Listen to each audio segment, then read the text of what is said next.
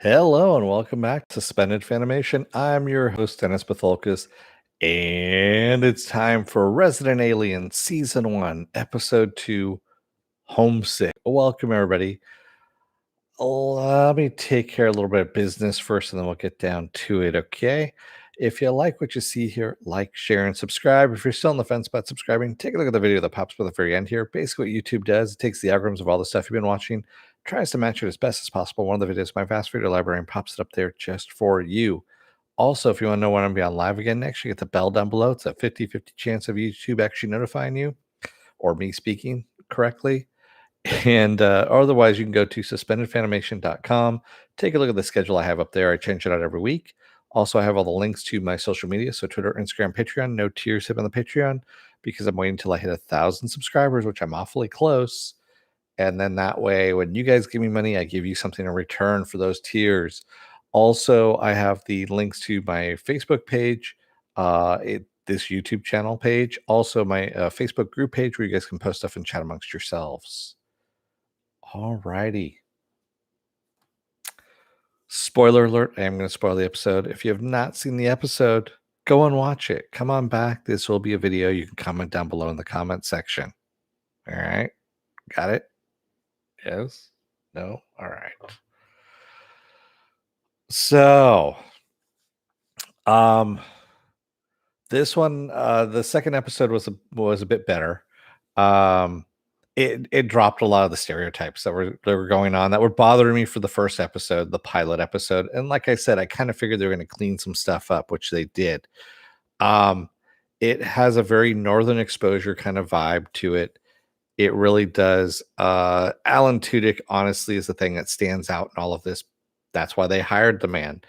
And him as the alien posing as a human, just makes me laugh. Apple Crows, I'm enjoying the show a lot more with episode 2 and 3. Yeah, I agree with you, Apple Crow.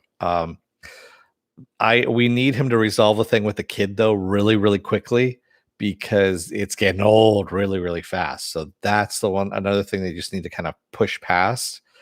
Because it's getting old. It's getting really old. And they need to wrap it up by like episode 3 here, the end of episode 3, or maybe even episode 4, and just get rid of it. He's still looking for, of course, for the device in order to kill everybody. And it's the size of a suitcase, and he finds out that the mountain, basically the snow on the mountain that he's looking at, will melt in about a week, possibly, depending on when the rain comes.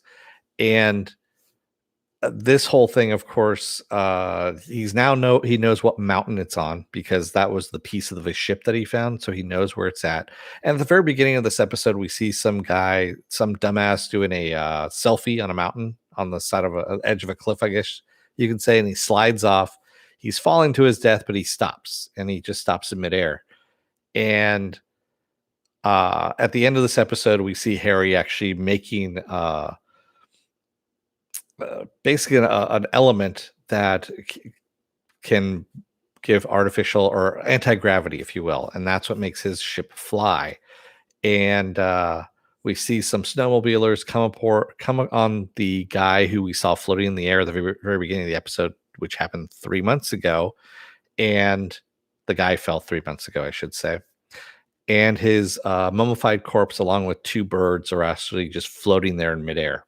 So obviously they found a part of Harry's ship.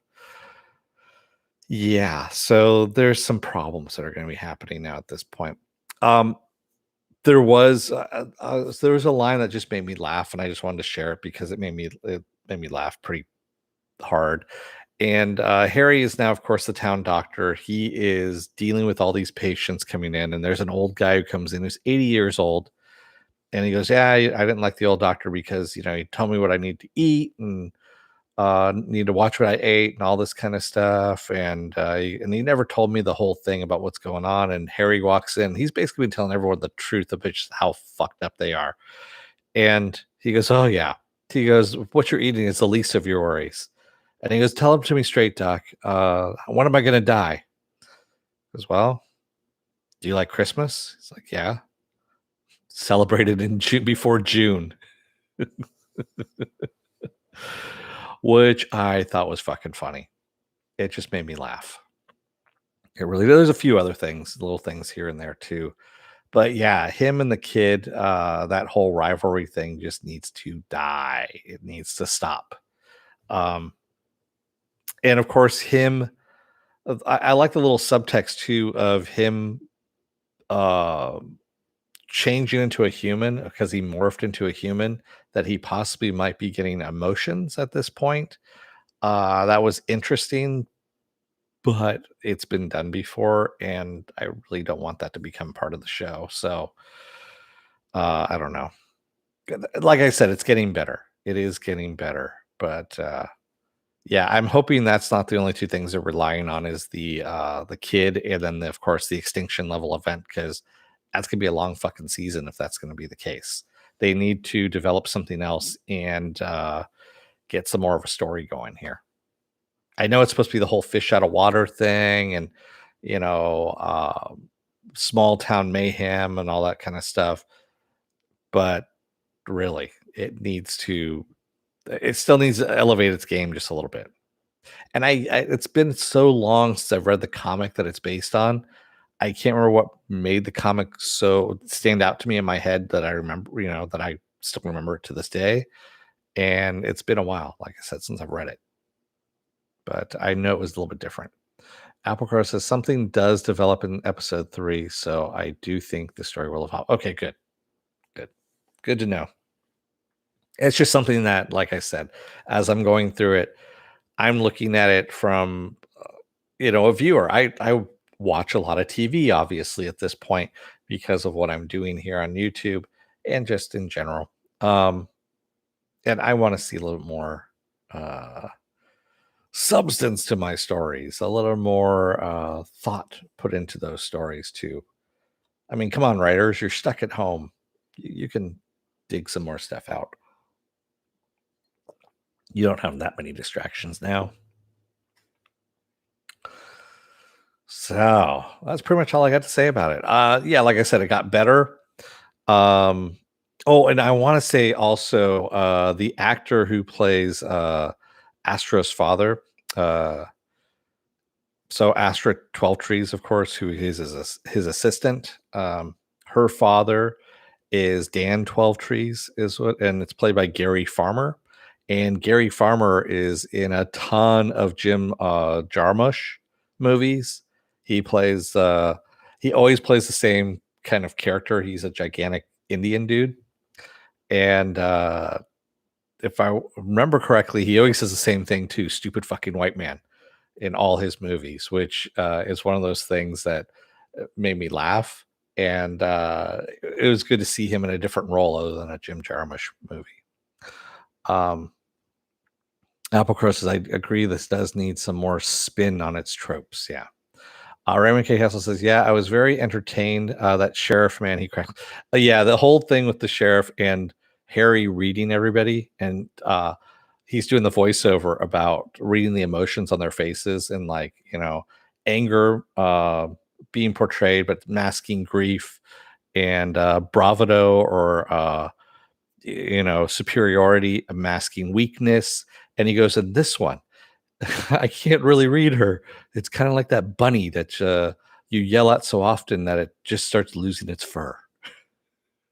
Well, he's talking about the deputy, which I also thought was funny too.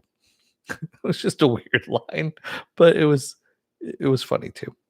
Popeye Pliskin says, I just hope he doesn't have a kid that hatches from an egg that turns out to be Jonathan Winters in the final season. Unless they dig up Jonathan Winters' corpse, I don't think it's going to happen, Popeye Pliskin. I think we're okay with that.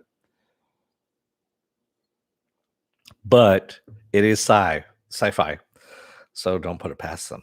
They might do exactly that. They might dig up Jonathan Winters' corpse. Although that's going to be a really awkward episode. That's all I'm going to say. Yeah. So all in all, it is getting better, but as you can tell by the shortness of this, there really wasn't much going on in this episode other than some quips and one-liners. It's almost like it could have been a half-hour sitcom in a way. Mm, yeah. They stretched this premise out to an hour in length, and I don't know if that was actually necessary or not. So, yeah, we'll see what happens. Um, what do I think killed? Who do I think killed Sam? I don't know. We don't have enough evidence yet. Sam, of course, being the doctor, and we haven't been introduced really to the characters themselves. We've been introduced to Sarah a bit. Um, excuse me, Astra. Sarah is actually the actress's name. We've been introduced to Astra a little bit. We've been introduced now to the bartender Darcy, and I don't know if she has anything to do with this or not. Also, the sullen teenage girl who works at the at the hospital too. Um, yeah, and I mean honestly, the mayor we haven't really been introduced to either. So his whole family dynamic and stuff like that. It's been more of the slapstick-y kind of stuff between him and the kid. Yeah. Apple Crow says, "Isn't the show supposed to be on Hulu? I can only find it on the SyFy site, and that has commercials." I don't know. I don't think SyFy does anything on Hulu, Apple Crow, because well, it is owned by Comcast, so possibly. And Peacock, for some reason, is not updating on Fire TV, so I can't check there either. And it's SyFy. It's SyFy NBC, so they're going to put commercials and everything. They really are. Apple Crow says it has a page on Hulu, but no episodes. Don't know what to tell you. I don't have Hulu either anymore, so I don't know what to tell you on that one. Episode 3 dives into all that you mentioned. Okay, well, we'll see what happens here. You're religiously opposed to watching commercials. Yeah, Apple Crow. What I do is I just hit the mute button. What I like is they tell you how many commercials there are. It says 5 or 6 or something like that, so you know how many commercials are coming. And so I'll get up, I'll do something else, or grab something to eat or something like that, and come on back, and then and just do it that way. That's the way to do it. Because yeah, I don't like the commercials either. The CW was the worst with the commercials. They used to play commercials, sometimes the same commercial 3 times in a row. Boom, boom, boom, boom. And I'm like, especially the Apple commercial. There was an Apple commercial that had a really fucking obnoxious song in it. And that was what got me to just hit the mute button every single time. Yeah. I knew what the first millisecond of that fucking commercial was, and it's just like mute. That, and there was I can't remember which commercial it was, but it was for a delivery service. I want to say it was like it wasn't Grubhub, but it might have been DoorDash or something like that. That had the doorbell, and whenever the doorbell would go off, Pepper would start barking because it sounded like a fucking doorbell. It's like, why in the fuck do you guys put doorbells in a goddamn commercial? Everyone's dog is going to go off to those. They do. Raymond K. House says, why do they release 2 episodes? Will it be that way from now on?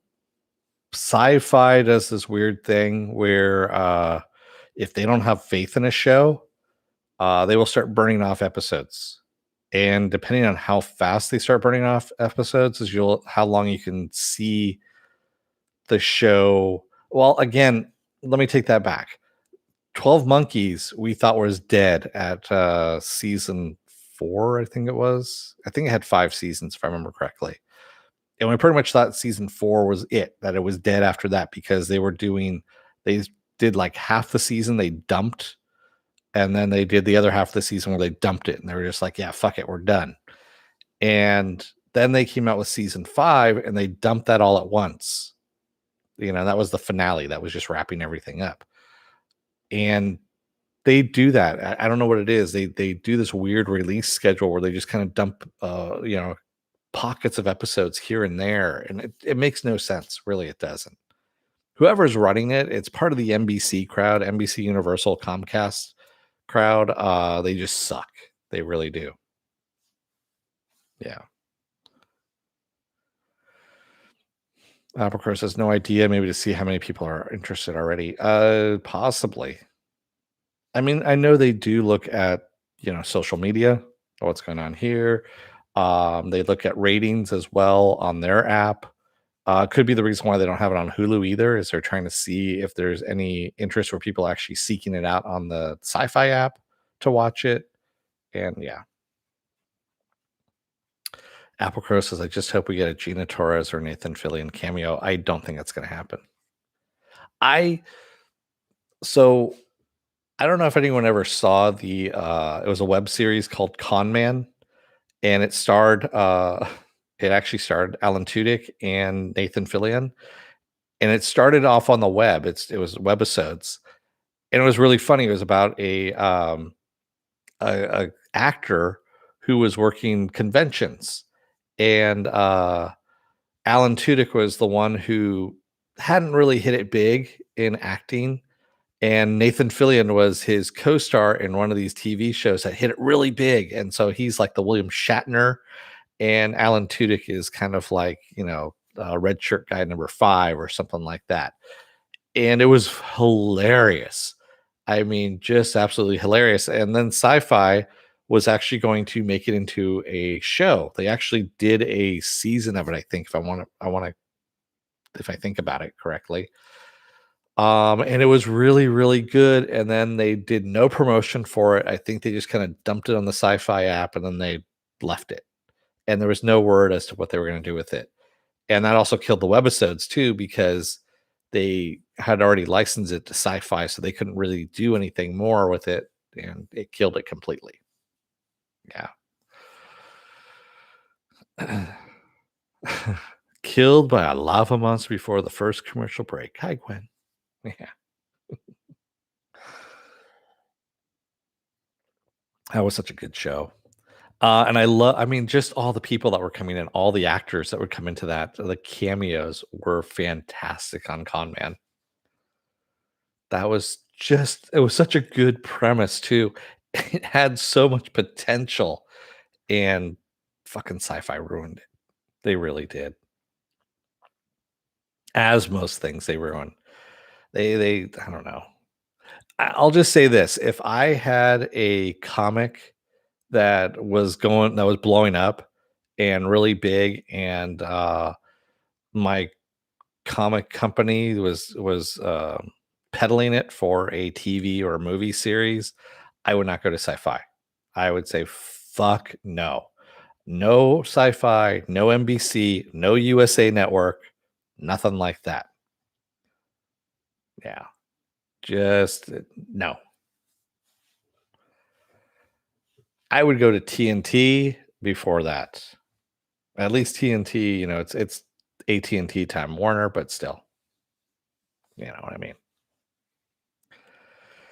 Yeah, that's the only thing I'm kind of disappointed about, that this is on SyFy, because I know it's just not going to be treated well. And honestly, Alan Tudyk deserves a lot better than that. He really is a good actor. He's a great actor, and I want to see him someday as a live action Joker, but I don't think it's going to happen. Raymond says, "Do you think he'll get trapped in a mine and be saved by the townspeople?" Possibly, Raymond. It's always a thing that could happen. Or he gets saved by the boy or something like that. Who knows? Anything is possible. Yeah, I actually mentioned that to him on Twitter. I said, dude, I would love to see you as a live action Joker, because of course he voices the Joker on Harley Quinn, and he liked the comment. I was actually, which means he's open to it, I believe. Yeah. Into the Joker verse with Alan Tudyk and Mark Hamill. That would be fucking awesome. It really would. Yeah. Well, they do have in the comics. So DC Comics there's 3 versions of the Joker that were all in the same universe, I guess it was. And they were all trying to kill Batman, of course. So they were working together. if they adapt that into a DC animated series or something like that, you could do Alan Tudyk, Mark Hamill, and then who else has voiced the Joker? That would be a really good voiceover. I mean, I'm trying to think. Well, they do have the guy who's on Titans, who actually does a decent voice of the Joker. And now I know that they were actually going to cast the Joker in season 3. Yeah. Uh, do they beat up Jared Leto? They should. The Hugalo Joker? Yeah.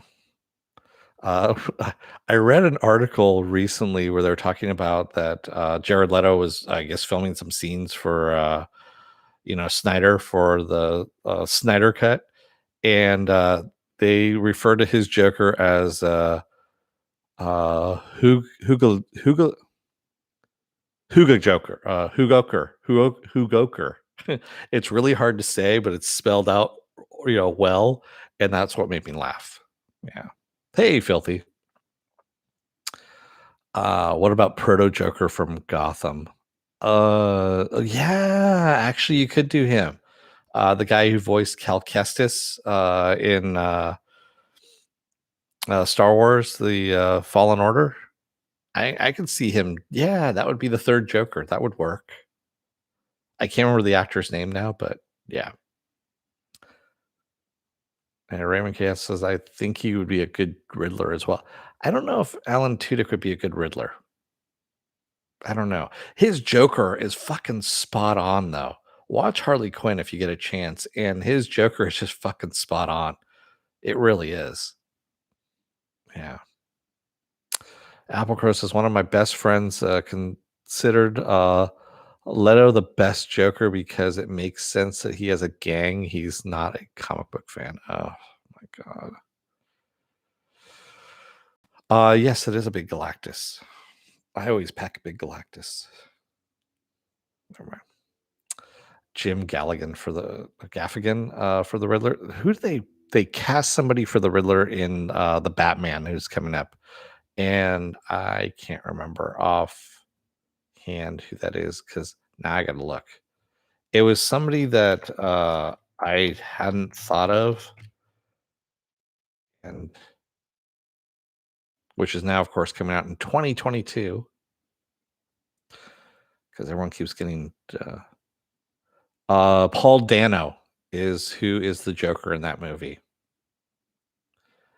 and I was like, okay, I guess, sure. I mean, he looks the part, but I don't know. Yeah. Jim Carrey for yeah. I guess Jim Carrey, Tommy Lee Jones fucking hated him on the set of Batman Forever. Yeah, just absolutely fucking hated Jim Carrey. Would not speak to him on set. Yeah. Well, unless they had lines together or anything like that. Yeah. Applecrow says they say that it's the Riddler, but the character design is Hush for the Batman. I don't think so. Who knows? Who knows? Anyway, I've rambled on long enough. I think I'm going to let you guys go for the night. Thank you to everybody who joined me tonight in the chat, and thank you if you made it this far in the video. If you're still on the fence about subscribing, take a look at the video that pops up at the very end here. And if you like what you see there, hit that subscribe button down below. Also, if you can, hit that like button and the share button as well. And if you want to know when I'll be on live again next, hit that bell down below. It's a 50-50 chance of YouTube actually notifying you. Best thing to do is go to suspendoffanimation.com. Take a look at the schedule up there, and all the links to my social media is up there as well. You think no, I'm not watching Batwoman, filthy. I'm not coming anywhere near that thing. I couldn't like it in the first iteration. I don't want to even see what it looks like now. So yeah, I'm staying away. I've been burned out on the CW shows now at this point. I can't watch any of it. It's just is that bad to me now. Well, it was bad to me before, but now there's just so much more quality TV since the pandemic hit that CW is like a distant last place thing unless like there's really nothing else on, and there's always something else on. So yeah. Apple Crow says, hit the like button before the alien completes his project. Exactly. Yeah. All right, everybody. I'm going to let you guys go for the night. Thank you, everybody.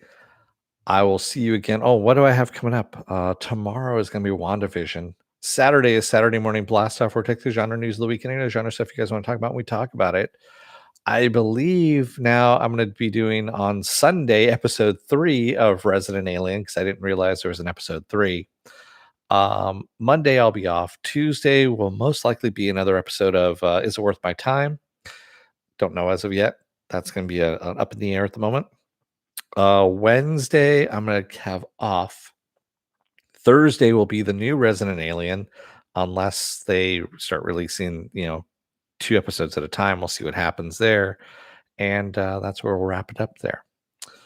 Thank you, everybody. Apple Crow says, hey, I got the notification for this video, and tomorrow I get my first stab of the vaccine. Wow. All right, Apple Crow, you won the lottery. Yeah. I am an essential personnel in actual research and stuff like that, and I don't even get the vaccine. So, yeah. Who knows when that's going to happen? But then again, I'm in California where there's just way too many of us and not enough vaccine. Yeah.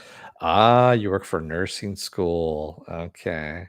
I see how it is. Yeah, I just work in research like labs and stuff like that. So, or research support, I guess you could say. What that is. Yeah. Uh nice. All right. Well, thank you, everybody. I will see you again tomorrow for WandaVision. Until then, don't let the door hit your ass on the way out. Otherwise, you may end up, falling off a cliff because you're taking a fucking selfie of yourself on a snow-covered cliff. And then, of course, you get caught by an alien anti-gravity beam, and you really don't want that because there's no place to go from there. Thanks, everybody. I will see you again tomorrow. Until then, stay safe, be well, take care, and get those vaccines and wear those masks. Thanks, everybody. Have a good night.